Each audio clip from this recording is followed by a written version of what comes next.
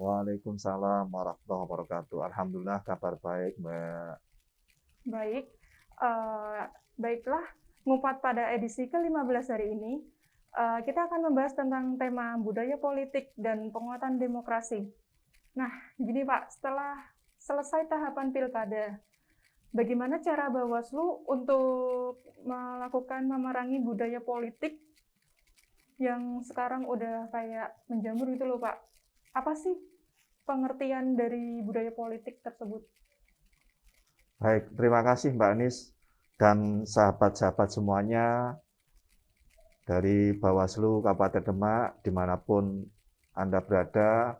Senang sekali bisa ketemu kembali dalam acara Ngupat untuk edisi yang ke-15 ini.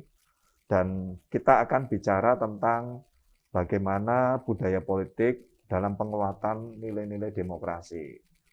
Ini penting kita diskusikan karena apa? Perjalanan dan dinamika dalam kegiatan-kegiatan kita di kegiatan pemilu maupun pemilihan tentu tidak luput dari budaya politik dari masyarakat itu sendiri, khususnya masyarakat Demak. Dan kita di Demak ini pada saat penyelenggaraan pemilihan kemarin, semua tahapan sudah selesai dan tinggal nanti menunggu pelantikan Bupati dan Wakil Bupati terpilih di tahun 2020. Nah, budaya politik itu bisa dijelaskan bahwa budaya politik adalah sistem nilai-nilai yang berkembang dalam masyarakat yang dipengaruhi oleh suasana zaman itu dan tingkat pendidikan dari masyarakat itu sendiri. Jadi budaya politik itu adalah bagian dari nilai perilaku dan sikap yang diyakini oleh masyarakat dalam hal untuk keterlibatan di dalam kegiatan-kegiatan politik. Artinya apa? Tentu dalam hal budaya politik ini tidak lepas dari tingkat pendidikan masyarakat maupun bagaimana kondisi sistem politik yang berlaku dalam masyarakat itu.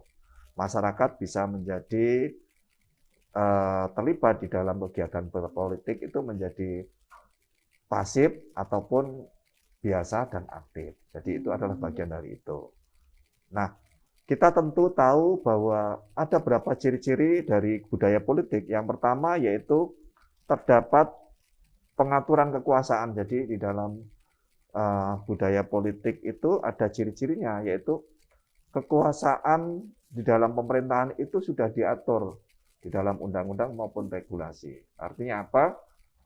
Bahwa ada aturan yang jelas. Contohnya misalnya sekarang ini untuk kepala daerah, tentu ada syaratnya menjadi calon kepala daerah atau bupati itu seperti apa, kemudian bisa lewat calon perseorangan itu bagaimana, melalui partai politik bagaimana, dan lain sebagainya. Itu adalah bagian dari pengaturan tentang kekuasaan. Juga diatur sampai berapa lama seorang itu bisa menjadi bupati atau wakil bupati. Itu sudah diatur secara jelas. Yang kedua adalah proses pembuatan kebijakan dari pemerintah. Jadi pemerintah itu dalam buat kebijakan tentu dipengaruhi dengan sistem politik dan kondisi dari budaya politik itu. Nah, nanti kita akan diskusikan bagaimana peran masyarakat itu sendiri. Yang selanjutnya ada kegiatan-kegiatan partai politik. Jadi partai politik kita tahu bahwa partai politik itu mempunyai fungsi. Di antaranya adalah melakukan pendidikan politik. Yang kedua adalah bagaimana partai politik itu bisa menjadi wadah menampung apa yang diinginkan oleh anggotanya untuk menyampaikan menjadi kebijakan-kebijakan itu. Yang selanjutnya adalah bagaimana pula mengalokasikan sumber-sumber masyarakat itu. Jadi tujuan jangka panjangnya yaitu bagaimana bisa mensejahterakan masyarakat. Tentu dengan potensi yang ada itu dikelola dalam hal pemerintah untuk bisa mewujudkan itu melalui program-programnya.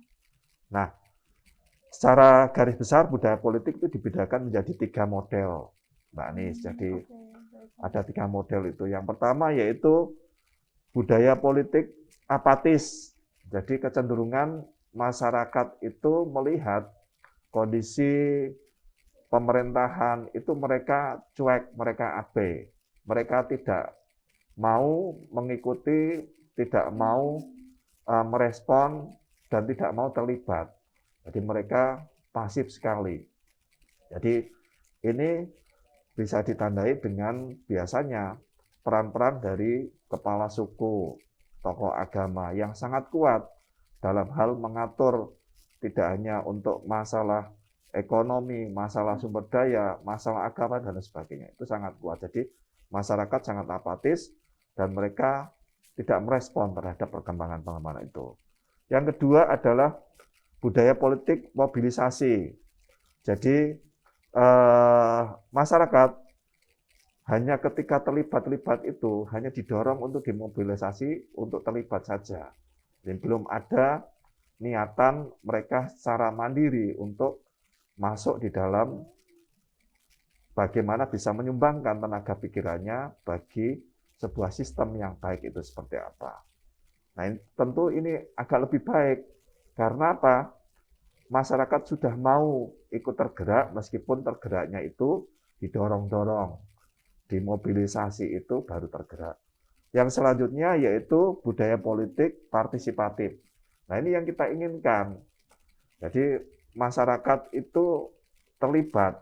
Jadi contoh misalnya di dalam kegiatan pemilihan bupati kemarin misalnya, kalau masyarakat itu sudah pada ciri yang ketiga yaitu partisipatif, tentu masyarakat akan aktif. Misalnya kaitannya dengan di daftar pemilih, masyarakat itu akan melihat, memastikan apakah masyarakat itu sudah masuk di dalam daftar pemilih atau belum. Ini contohnya Mbak Adis kemarin kan bisa ngecek apakah nama Mbak Adis itu masuk dalam daftar pemilih di desanya, di TPS-nya atau belum. Itu bagian dari yang sudah partisipasinya sudah tinggi, partisipatif. Jadi itu. Yang kedua, masyarakat di samping itu masyarakat juga menggunakan hak-hak politiknya secara nyata didasari pada keyakinan dari apa yang didapatkan, apa yang dirasakan. Kalau misalnya calon kepala daerah itu menyampaikan program visi misinya itu. Jadi bukan karena faktor-faktor yang lain. Jadi mereka tidak akan terpengaruh itu. Dan yang selanjutnya, masyarakat juga bisa melakukan koreksi terhadap misalnya adanya aturan yang sudah dibuat oleh pemerintah, namun aturan itu kurang berpihak pada masyarakat. Jadi itu adalah bagian dari 3 ciri dari budaya politik itu sendiri, Mbak Nis. Oke. Selanjutnya, kan itu ciri-ciri budaya politik yang mempengaruhi itu, Pak. Faktor yang mempengaruhi dari budaya politik itu apa saja? Nah, memang benar Mbak Nis. Jadi kita ini bicara tentang budaya politik, maka kita harus tahu dan melakukan identifikasi hal-hal yang mengaruhi adanya budaya politik. Jadi yang pertama, tadi yang saya sampaikan, ciri yang pertama yaitu misalnya pasif, itu tentu sangat berkaitan dengan tingkat pendidikan. Jadi itu ya faktor yang mempengaruhi.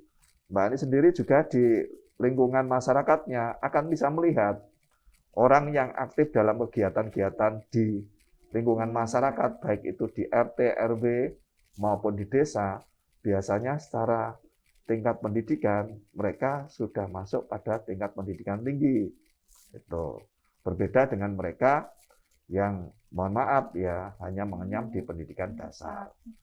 Ataupun mereka yang menengah, meskipun itu tidak bisa dilakukan generalisasi secara umum, namun itu bisa menjadi pegangan bahwa tingkat pendidikan dengan tingkat pendidikan yang tinggi, masyarakat akan terbuka wawasannya, masyarakat akan sadar apa yang bisa disumbangsikan untuk kemajuan lingkungannya dan apa yang bisa dilakukan, bagaimana bisa merubah kondisi-kondisi yang dianggap masih belum baik itu.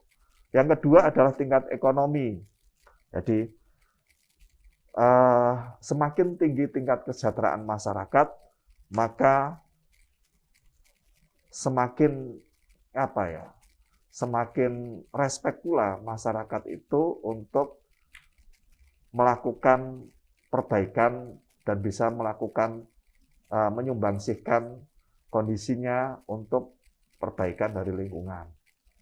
Artinya apa?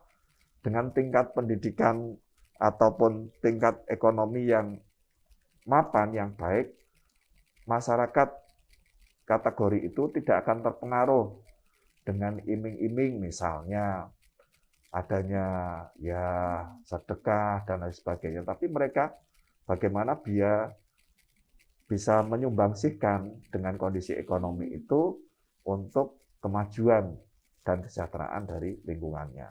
Nah, ini adalah faktor-faktor yang menyebabkan masyarakat itu menjadi aktif.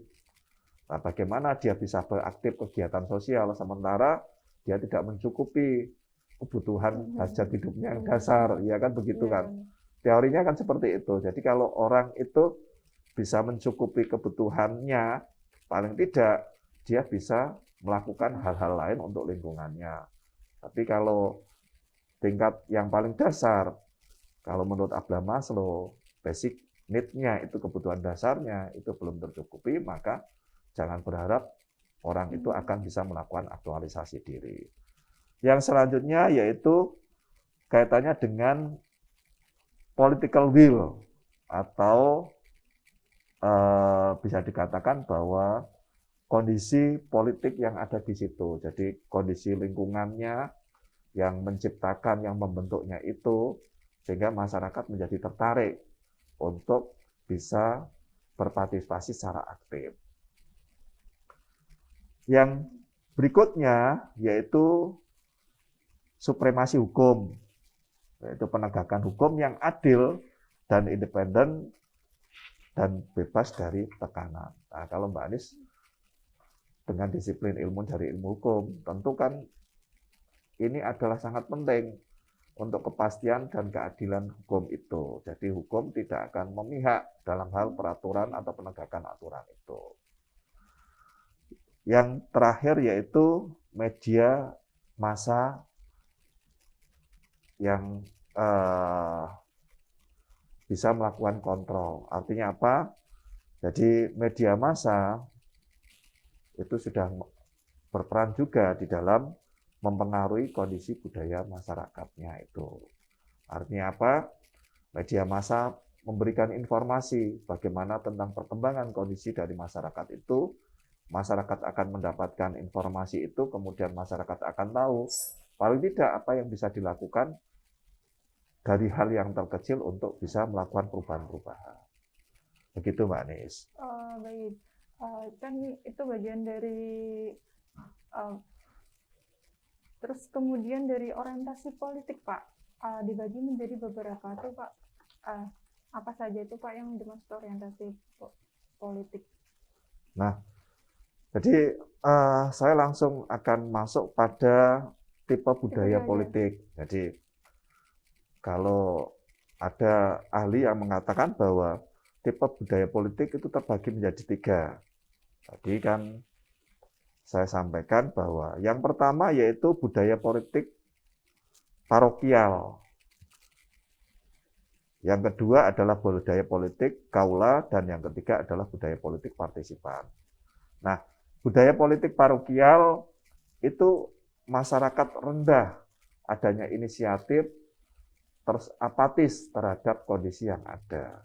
Masyarakat itu mereka ya sudah, kalau ada istilah ya sudahlah, pokoknya yang ada itu diterima sajalah. Tidak ingin ada perubahan, tidak ingin merasapi bagaimana kondisi lingkungannya ini seharusnya bisa berbuat lebih baik. Tapi karena kondisinya itu, ya karena tadi faktor pendidikan, ekonomi, lingkungan, dan lain sebagainya. Mengalir aja, ngikut-ngikut aja. Iya, begitu Mbak Anis. Nah, yang selanjutnya adalah parokial, artinya masyarakat sudah mulai tertarik untuk itu, tapi belum sepenuhnya dia itu bisa mengaktualisasi dirinya itu secara utuh. Dan yang ketiga ini, yang partisipan, yang kita dorong di dalam pemilu atau pemilihan, Jadi nanti kalau misalnya masyarakat itu sudah masuk pada tataran budaya politik partisipan ini, tentu kita atau Bawaslu, khususnya Bawaslu Kabupaten Demak, misalnya masyarakat Demak itu masuk pada kategori budaya partisipan itu, akan sangat terbantu. Masyarakat akan bisa membantu melakukan sosialisasi terhadap undang-undang maupun aturan kegiatan-kegiatan pemilu maupun pemilihan. Masyarakat juga akan bisa mencermati bagaimana kondisi setiap tahapan itu, apakah setiap tahapan itu sudah berjalan sesuai dengan regulasi atau belum. Dan masyarakat juga akan sadar dan akan melaporkan apabila menemukan adanya dugaan pelanggaran. Nah, ini penting, ini yang kita dorong supaya ke depan pelan-pelan namun pasti, Dokter, ini kan kalau di Demak ini kan kalau lihat dari angka partisipasinya kan sudah cukup tinggi. Ya. Apalagi yang apa tuh Pak, yang pemula yang baru-baru dari usia 17-an, anak milenial sekarang, canggihnya teknologi itu kan biasanya lebih mengajukan politik partisipan masyarakat itu loh Pak, untuk dari yang pasif menjadi masif gitu loh Pak. Ya, betul. Jadi salah satu yang ikut mendorong adanya percepatan nanti budaya politik menjadi partisipan, ya karena arus dari informasi itu sangat mudah didapatkan. Jadi mereka akan tahu. Jadi misalnya kaitannya dengan tahapan pemilu atau pemilihan. Kalau dulu kan harus ditempel di kecamatan, di desa. Sekarang ini sudah tidak bisa, tidak melalui jalur itu, tapi masyarakat sudah bisa melihat web dari Bawaslu, tahapannya apa yang sudah kita lakukan, terus sampai di mana tahapan dan lain sebagainya. Mereka bisa terlibat secara aktif. Dan kita berharap generasi-generasi milenial ini nanti bisa terlibat secara aktif, sehingga nantinya mereka bisa membantu mewujudkan dan peralihan budaya menjadi budaya yang partisipan itu. Oke, baik.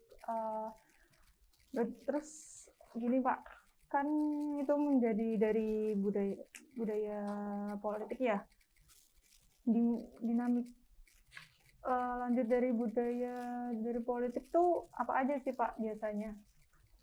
Lanjutan dari budaya politik kayak politik demokratis atau demokratis dan adalah cita-cita gitu loh Pak. Nah, kita ingin budaya politik itu arahnya nanti menjadi linear ke arah budaya politik yang demokratis. Artinya apa?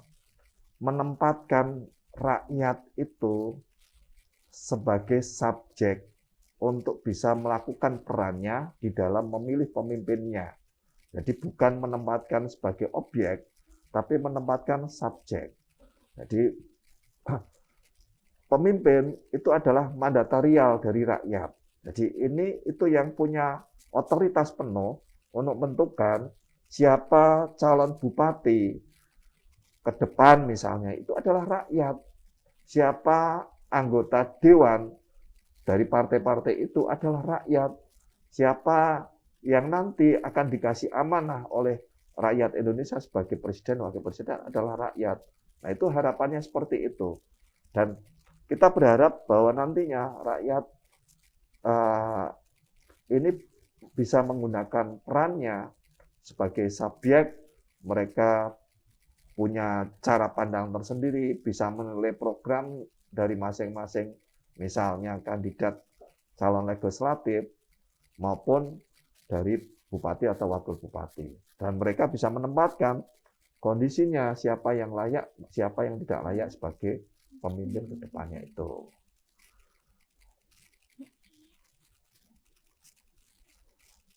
Terus itu kan dari cita-citanya, kemudian dari respon masyarakat terhadap perkembangan budaya politik yang sekarang ini Pak, gimana? Nah, respon yang diharapkan bahwa dari perkembangan peralihan budaya dari kawula menjadi partisipan, itu adalah ada perubahan perilaku. Jadi perubahan perilaku itu mereka menjadi sadar akan hak dan kewajibannya. Itu yang pertama. Yang kedua, berpartisipasi secara aktif dalam pelaksanaan pemilu. Jadi yang saya sampaikan, dia berharap masyarakat itu bisa berpartisipasi aktif. Jadi tidak cuman mereka hanya pasif menunggu informasi, tidak hanya mereka ketika datang di misalnya pada saat pemungutan suara, datang di TPS, namanya tidak ada, menjadi menyalahkan dan lain sebagainya. Tapi mereka bisa berpartisipasi secara aktif.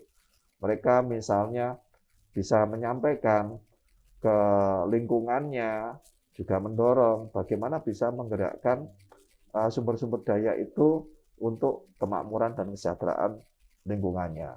Kemudian pelaksanaan pengambilan keputusan itu bisa diutamakan dengan melakukan musyawarah mufakat. Jadi ini bagian dari ciri di dalam sistem pengambilan keputusan di kita, yaitu apalagi kita kan demokrasi Pancasila. Jadi yang utama adalah bagaimana tiap kali pengambilan keputusan itu diutamakan musyawarah mufakat. Tapi kalau tidak bisa, baru penggunaan secara voting itu. Yang selanjutnya yaitu menghormati perbedaan pendapat. Ini penting. Jadi perbedaan pendapat itu adalah hal yang wajar di dalam setiap komunitas masyarakat itu. Apalagi perbedaan pendapat misalnya antar pendukung pasangan calon, itu jelas akan berbeda. Dalam lingkungan yang kecil, di dalam keluarga aja, tidak semuanya itu mesti satu frame, artinya sama semuanya itu. Tentu ada perbedaan pendapat. Nah, perbedaan pendapat itu bukan berarti kalau orang yang berbeda pendapat itu adalah tidak bagian dari lingkungannya, bukan. Tapi justru perbedaan pendapat itu adalah untuk mencari formula yang terbaik bagaimana mewujudkan gagasan ide-idenya itu. Yang selanjutnya adalah menjunjung tinggi hak asasi manusia. Jadi menjunjung tinggi hak asasi manusia artinya apa? Menempatkan tadi yang saya katakan adalah pemilih sebagai subjek. Jadi ini juga saya singgung sedikit. Jangan sampai misalnya dengan kondisi pemilu atau pemilihan itu, hak politik yang sangat tinggi yang dimiliki oleh warga itu dapat dibeli dengan iming-iming sedekah politik berupa barang atau uang transport dan sebagainya. Karena itu adalah merupakan hak yang itu semuanya itu punya nilai yang sama. Artinya apa? Tidak akan ada bedanya. Apakah itu bupati dengan kepala desa, sama, penggunaan haknya hanya cukup satu kali. Apakah itu seorang rektor dengan mahasiswanya, sama, hanya sekali. Apakah itu misalnya antara pedagang dengan pengusaha, sama. Jadi cuma hak menggunakan hak pilihnya hanya sekali. Jangan sampai ini digadaikan. Dan yang selanjutnya yaitu bagaimana menasihkan nilai-nilai luhur ini pada generasi penerus bangsa ini. Jadi nilai-nilai yang baik itu kita wariskan kepada generasi berikutnya dan sambil melakukan perbaikan bagaimana ke depannya untuk mewujudkan sesuatu yang lebih baik. Tidak ada aturan yang sekarang ini itu sangat sempurna, nggak ada. Tentu ada perbaikan-perbaikan. Nah, perbaikan-perbaikan itu adalah perbaikan menuju pada kebaikan yang kedepannya menjadi lebih baik. Itu kan bagian dari respon masyarakat. Indikatornya Pak sekarang, indikator pemilu yang demokratis itu bagaimana? Indikatornya itu. Baik Mbak Nis, jadi ini penting bagaimana tadi yang kita sampaikan adalah penguatan demokrasi itu sendiri. Sekarang pintu masuk dari demokrasi itu kan diantaranya adalah melalui pemilu itu. Karena di dalam pemilu itu bagaimana bisa melakukan suksesi atau pergantian pemimpin tanpa adanya penggunaan kekerasan. Jadi coba kita bayangkan kejadian yang di Myanmar ini, misalnya kan seperti itu kan. Jadi kondisi politik atau pemilu yang sudah dilakukan tiba-tiba tidak diakui karena di negara sana itu bilang pihak dari junta militer mengatakan bahwa banyak terjadi hal-hal kejanggalan atau pelanggaran itu. Dan di sana itu memang berbeda sistem politiknya dengan kita, termasuk di dalam penyelenggaraan pemilu. Karena di sana tidak ada Bawaslu, jadi tidak ada media untuk komplain itu lari kemana. Kalau kita di sini, ya termasuk Indonesia ini, ada penyelenggara yaitu yang namanya Bawaslu itu, di antaranya adalah untuk mengantisipasi hal seperti itu. Kalau misalnya ada pelanggaran, kemana? Ada kecurangan, lapornya siapa, dan lain sebagainya. Di Bawaslu. Nah, makanya indikator pemilu yang baik atau pemilu yang demokratis adalah independensi dari penyelenggara itu, baik itu dari jajaran KPU maupun Bawaslu. Yang kedua adalah terbukanya kompetisi yang sehat antar peserta pemilu. Jadi kompetisi artinya apa? Penyelenggara harus melakukan pihak calon, baik itu kepala daerah maupun legislatif, secara sama, adil dan setara. Artinya apa? Kalau misalnya si A itu boleh kampanye dalam satu kegiatan tahapan kampanye itu 5 kali, si B maka punya kesempatan yang sama melakukan kegiatan kampanye 5 kali. Kalau misalnya si A itu boleh menempati tempat atau lapangan tertentu untuk kegiatan kampanye, maka si B punya peluang yang sama. Jadi itu adalah perlakuan adil dan setara. Atau kompetisi di dalam hal pemilihan itu adalah dilakukan secara sesuai dengan aturan. Yang selanjutnya yaitu memberikan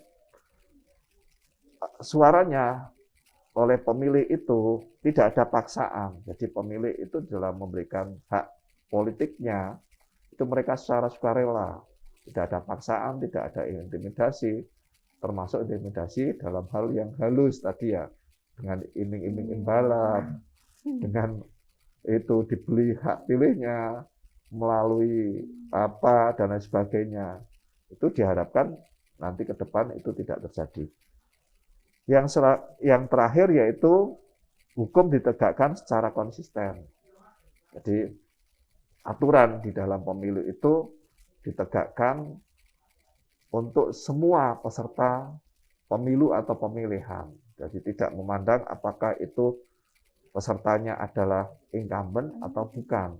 Tapi kalau itu ada melakukan pelanggaran, maka wajib hukumnya itu, aturan itu harus ditegakkan. Jadi dengan adanya indikator seperti itu, diharapkan nantinya ke depannya itu penguatan nilai-nilai demokratis di dalam kegiatan pemilu itu semakin baik lagi.